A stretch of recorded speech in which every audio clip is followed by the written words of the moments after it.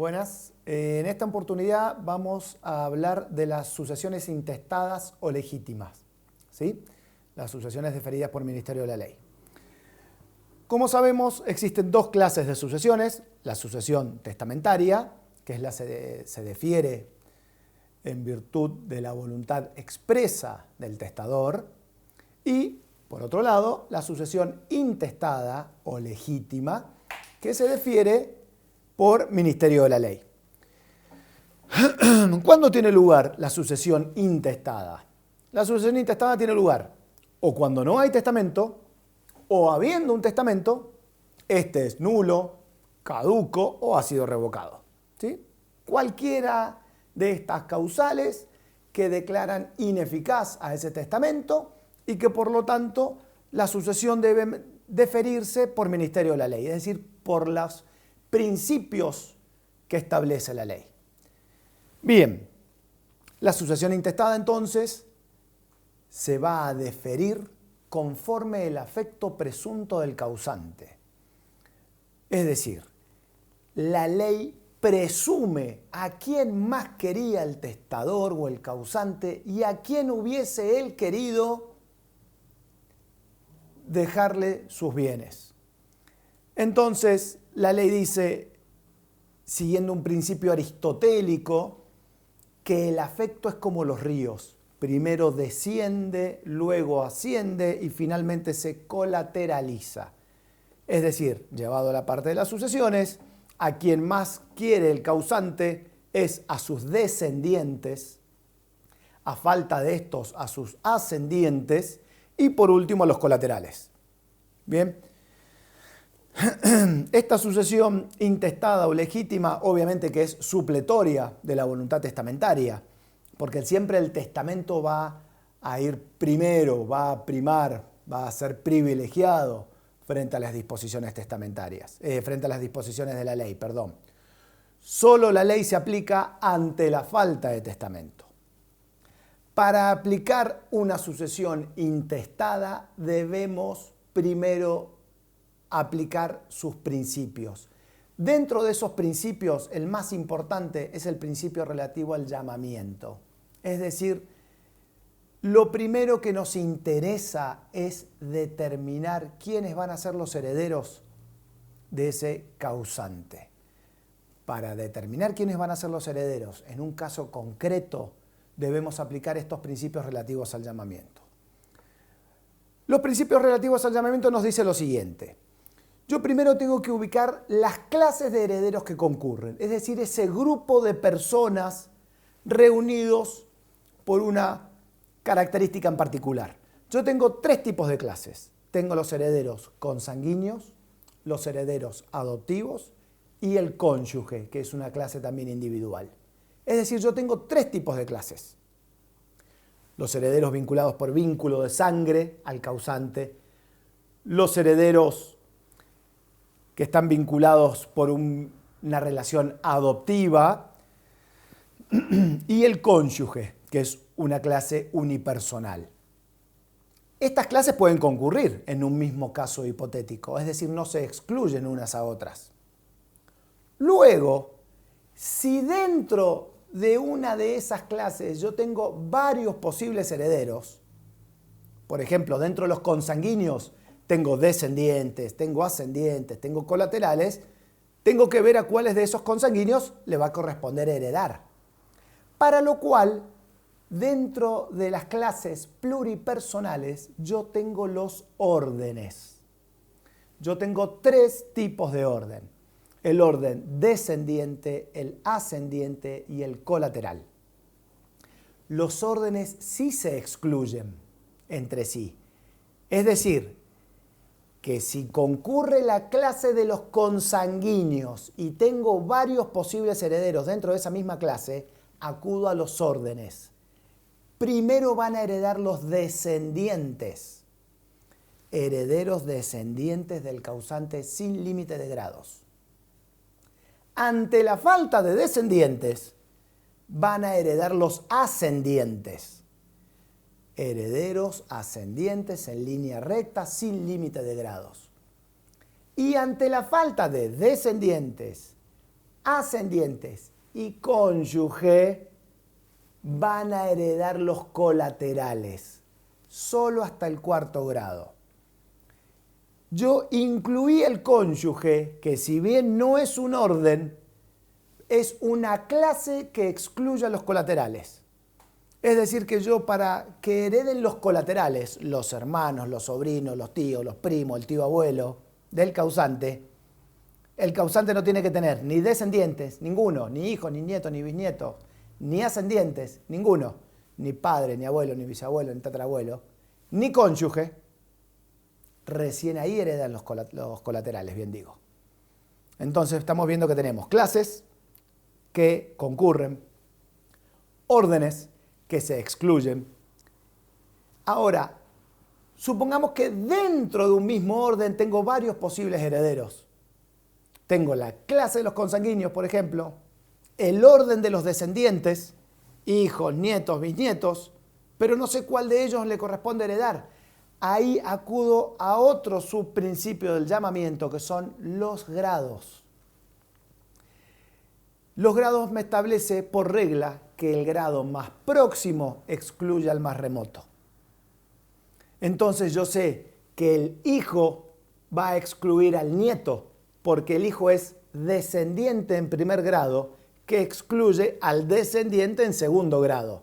El descendiente más próximo o el heredero de grado más próximo me excluye al más remoto.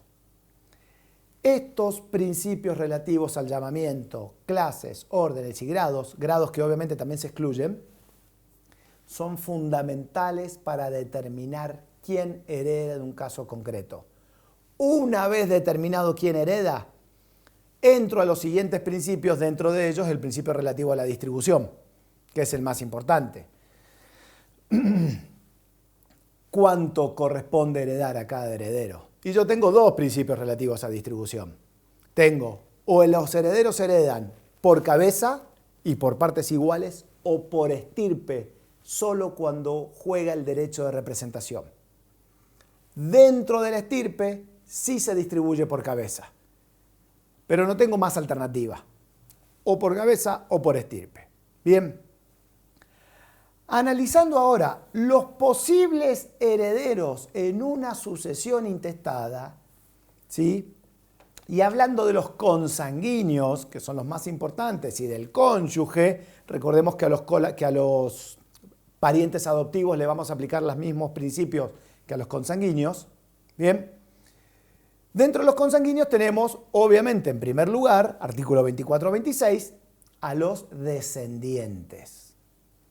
Dentro de los descendientes, el descendiente de primer grado que tiene el causante es su hijo. El 24-26 nos dice, los hijos del causante lo heredan por derecho propio y en partes iguales. Es decir, el hijo no representa a nadie, hereda por su propio derecho.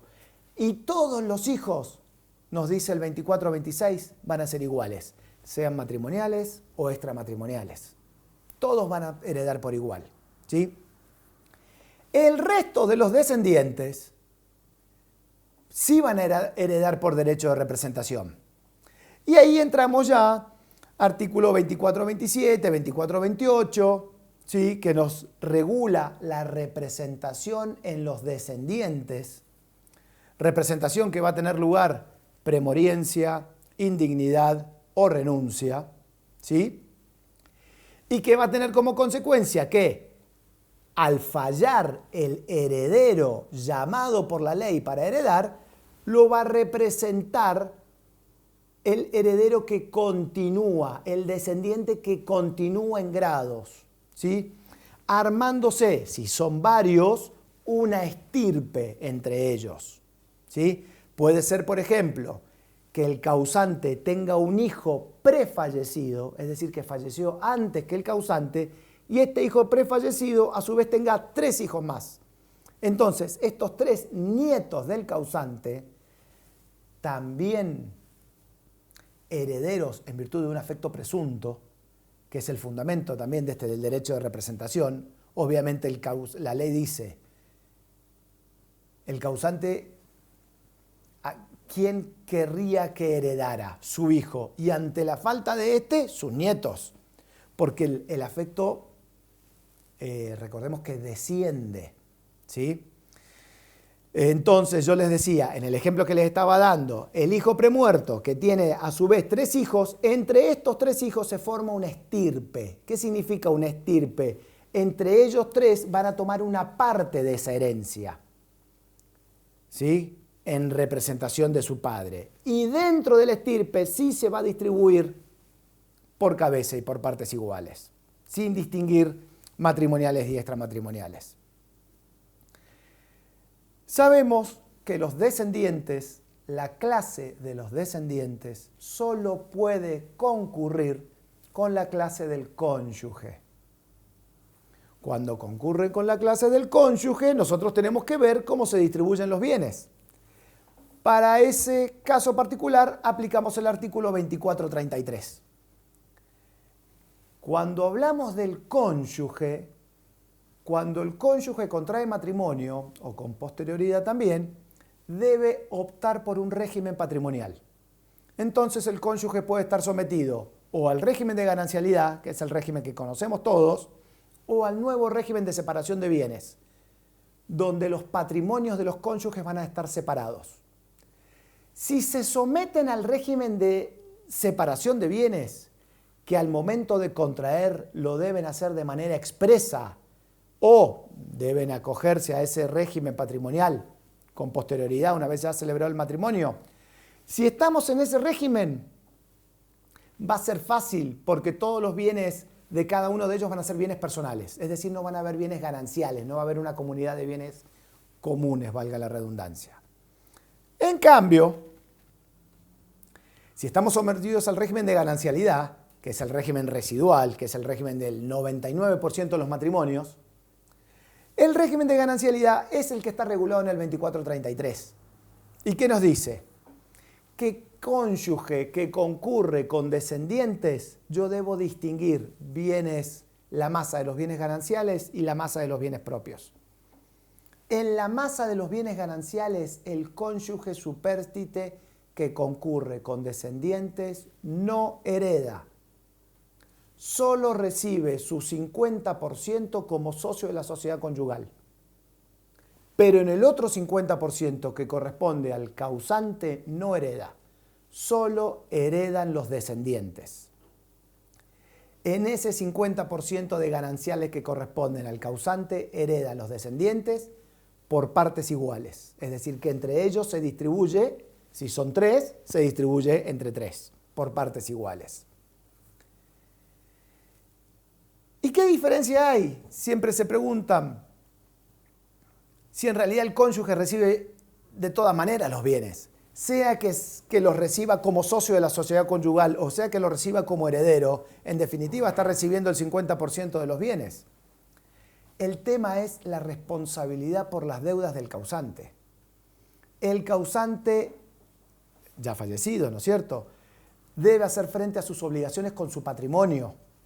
Los herederos, como continuadores de las relaciones jurídicas del causante, deben también afrontar esas deudas.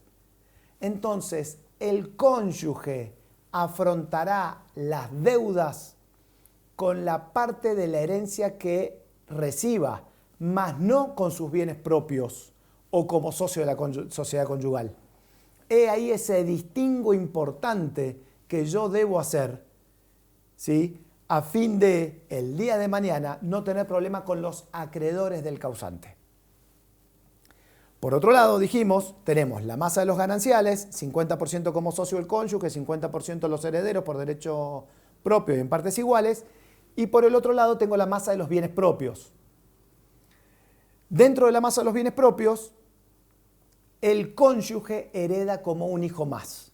Es decir, que si el causante tiene 3 hijos, el cónyuge heredará como si fuese un cuarto hijo, un cuarto para cada uno de ellos, un 25% de esos bienes propios va a ir para cada uno de ellos.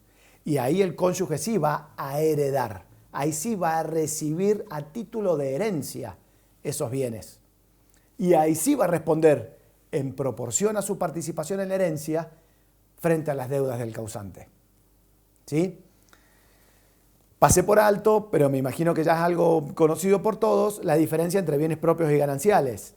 Si bien el Código Civil y Comercial tiene una enumeración muy larga respecto de cada uno de estos artículos, el principio genérico es que los bienes adquiridos por título o causa anterior al matrimonio son propios y los bienes adquiridos por título o causa posterior al matrimonio son gananciales.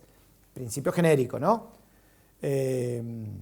Para que puedan hacer un distingo rápido entre bienes propios y gananciales. Luego, y continuando con la sucesión de los consanguíneos, luego de los descendientes tenemos la sucesión de los ascendientes.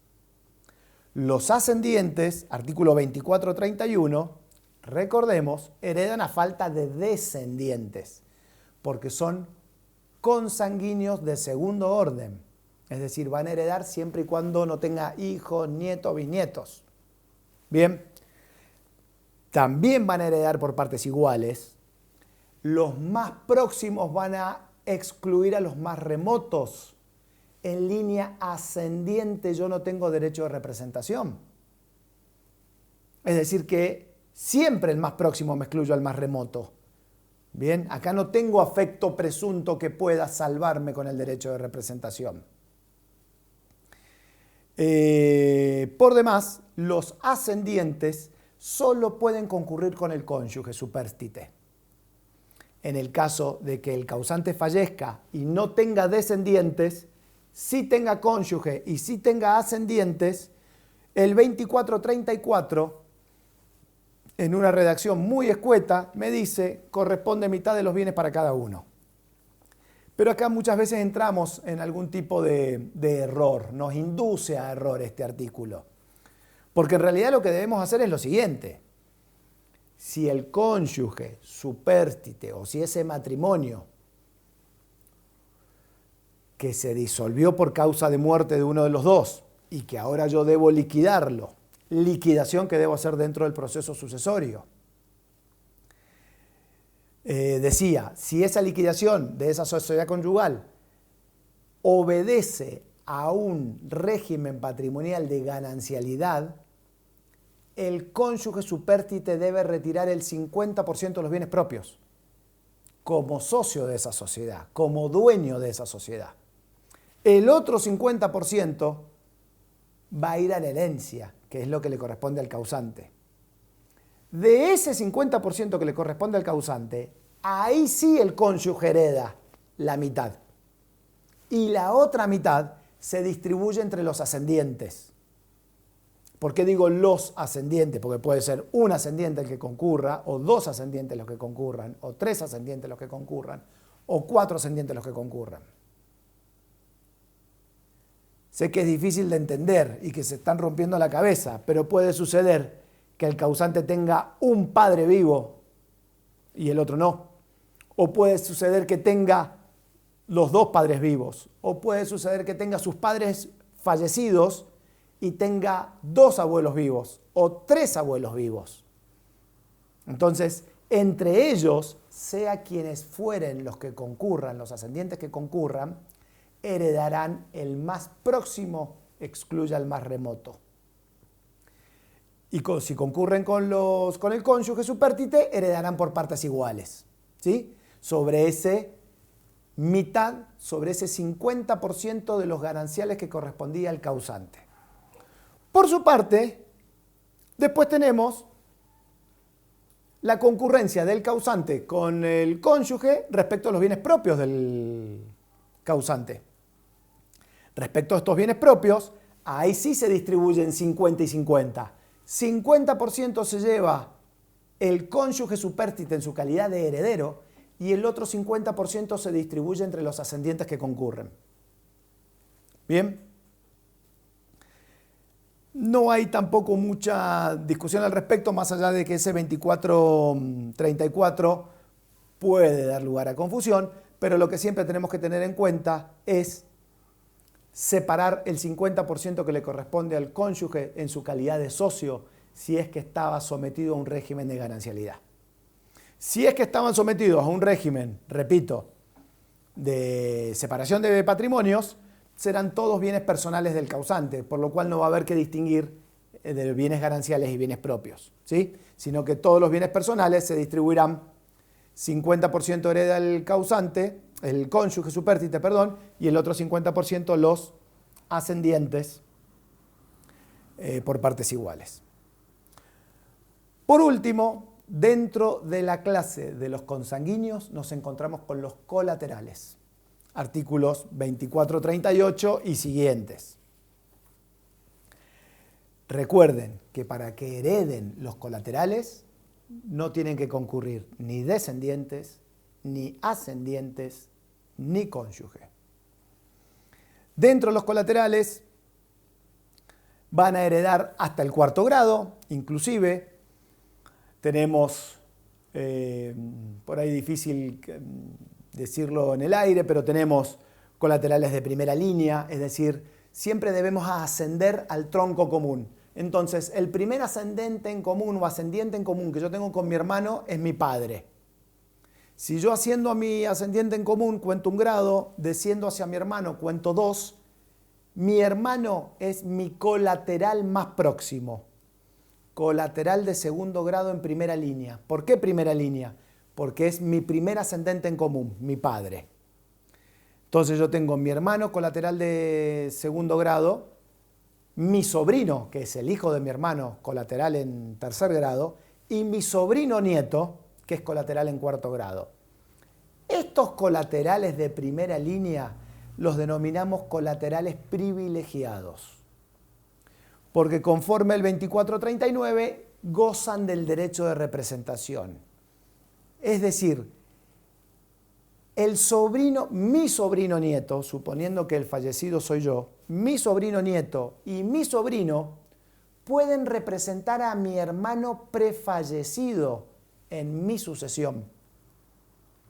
Si es que en mi sucesión solo concurren colaterales.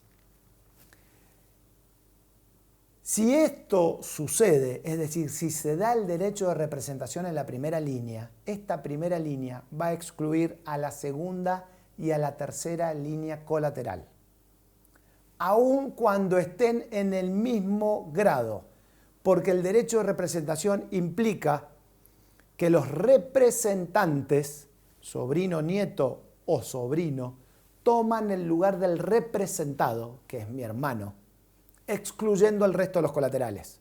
No hay colateral más próximo que mi hermano. Y si mi hermano falló en la sucesión, en su llamamiento, falló por indignidad, falló por renuncia o falló por premoriencia, lo pueden representar sus hijos o sus nietos, excluyendo así al resto de los colaterales. Porque ¿qué otros colaterales tengo? Tengo también a mi tío y tengo a mi primo, que son colaterales de segunda línea. Porque ¿quién es el ascendente en común con mi tío y con mi primo? Mi abuelo. Y también tengo mi colateral de tercera línea, que es mi tío abuelo, que es el hermano de mi abuelo. Yo subo 1 grado a mi padre, 2 grados a mi abuelo, 3 grados a mi bisabuelo y bajo cuarto a mi tío abuelo. Mi tío abuelo, que es el hermano de mi abuelo, es colateral de cuarto grado en tercera línea. Hasta ese colateral puede heredar. Puede heredar el tío abuelo, puede heredar el tío, puede heredar el primo, puede heredar el hermano, el sobrino y el sobrino nieto del causante. Todos estos son los colaterales hasta el cuarto grado inclusive, distribuyéndose la herencia por partes iguales y con la regla, repito, de que el más próximo excluye al más remoto, salvo el derecho de representación que se da solo en la primera línea. ¿Sí? Luego, dentro de los colaterales, tenemos una particularidad que debería haber sido ya dejada de lado, pero que el nuevo Código Civil y Comercial la sigue manteniendo, que son los hermanos de vínculo simple y de vínculo doble, que establece el 2440.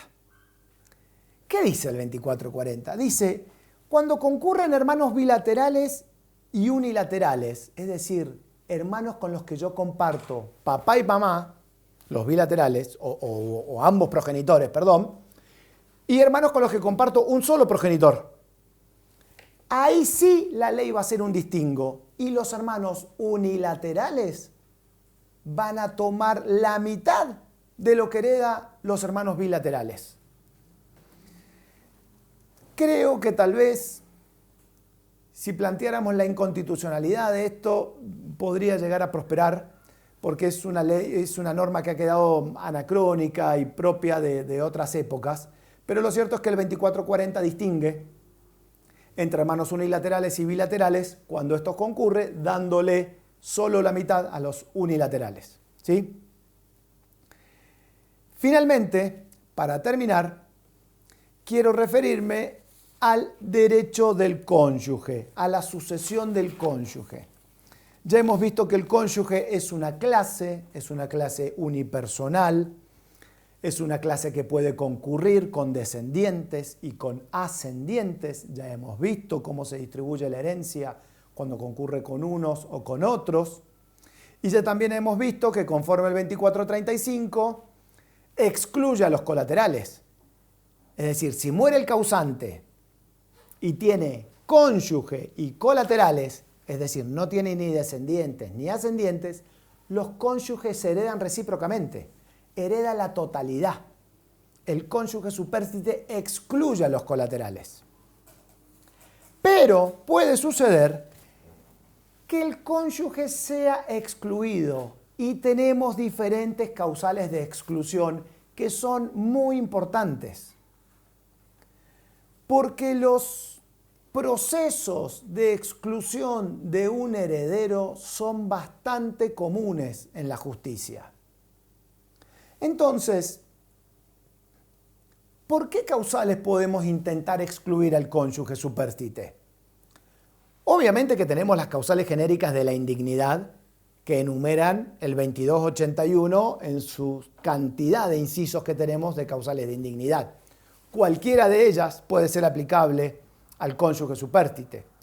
Pero luego tenemos dos artículos en particular, cuando hablamos aquí de sucesiones intestadas, el 2436 y el 2437, que son los que me quiero referir ahora. 2436 del matrimonio in extremis, de ese cónyuge que puede ser excluido porque contrajo matrimonios y dentro de los 30 días falleció el causante por una enfermedad pública y conocida, por una enfermedad existente ya al momento de contraer matrimonio. Entonces acá lo que la ley presume es que el cónyuge supérstite se casó al solo efecto de captar la herencia, al solo efecto de quedarse con esa herencia. Dice la ley, o presupone la ley, presunción iure de iure, presupone la ley. Si yo me caso con una persona enferma, de una enfermedad que tiene un desenlace fatal o mortal previsible, y efectivamente fallece dentro de los 30 días de haber contraído matrimonio y de esa enfermedad que era conocida, es evidente que yo me casé para captar la herencia, para heredarlo. Salvo que ese matrimonio sea precedido de una unión convivencial. Salvo que yo ya haya venido en unión convivencial y ese matrimonio fue para formalizar esa unión convivencial. Ahí la exclusión no funciona. Pero salvo esa excepción, el matrimonio in extremis del 2436 es una de las causales de exclusión del cónyuge. Las otras causales, entonces ya tenemos la indignidad, el matrimonio in extremis, y las otras causales están en el 2437. ¿Qué dice el 2437? El cónyuge supérstite puede ser excluido de una sucesión si estaban divorciados, si estaban separados de hecho sin voluntad de unirse, no separados de hecho porque se había ido a vivir a otro lugar por trabajo. No separados de hecho porque habían decidido vivir en inmuebles separados. No separado de hecho porque estaba preso, sino separado de hecho porque habían decidido ya no convivir, ya no seguir con ese matrimonio adelante, pese a que no había un juicio o una sentencia de divorcio de por medio. Esa separación de hecho sin voluntad de unirse también excluye la vocación hereditaria del cónyuge supérstite. Y por último, tenemos la causal de decisión judicial de cualquier tipo que implica el cese de la convivencia. Decisión judicial de cualquier tipo.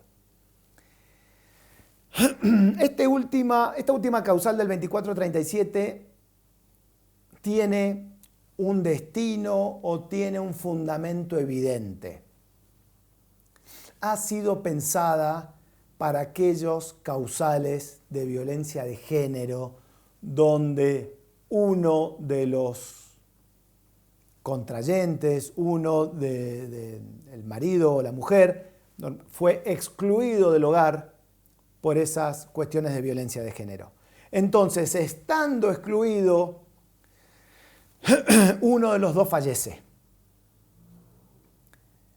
Si uno de los dos fallece, me dice la norma, el 2437, no tengo vocación hereditaria.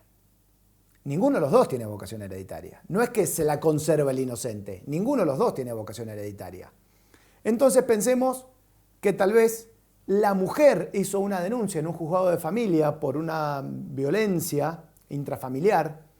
El marido es excluido por una medida precautoria, inaudita aparte. Y estando excluido, fallece. Puede fallecer él o puede fallecer ella. Lo cierto es que ambos pierden la vocación hereditaria recíproca. Ninguno puede heredar al otro. Ni el inocente al supuesto culpable, ni el culpable a la señora inocente. Ahora yo digo, esta decisión judicial de cualquier tipo que implica el cese de la convivencia, que está pensada para estas violencias de género, es una medida precautoria. Puede ser que el marido o el excluido, puede ser él o ella, o puede ser cualquiera de los dos, no haya tenido tiempo de apelar, o esté apelada, o esté sustanciándose todavía. Los tiempos de apelación de estas medidas precautorias son muy cortos, con lo cual tal vez excluir la vocación hereditaria a alguien excluido en este sentido sea muy arriesgado y haga falta apoyar esa decisión en otros medios de prueba a fin de lograr la exclusión del cónyuge. Y por demás, la expresión decisión judicial de cualquier tipo que implica el cese de la convivencia puede ser aplicada a cualquier otra situación. Si uno de los cónyuges está preso por robar, ¿es una decisión judicial que implica el cese de la convivencia? Sí. ¿Eso implica que los cónyuges no se quieren más y no quieren continuar adelante con el matrimonio? No. Simplemente dice que uno de ellos está preso. No es una decisión que implica la pérdida de la vocación hereditaria. Entonces, hay que tener cuidado con este último inciso del 2437 que implica la exclusión de la vocación hereditaria del cónyuge. Y repito, habría que ratificarlo, apoyarlo en otros medios de prueba a fin de demostrar cabalmente si corresponde o no la exclusión del cónyuge. Muchas gracias.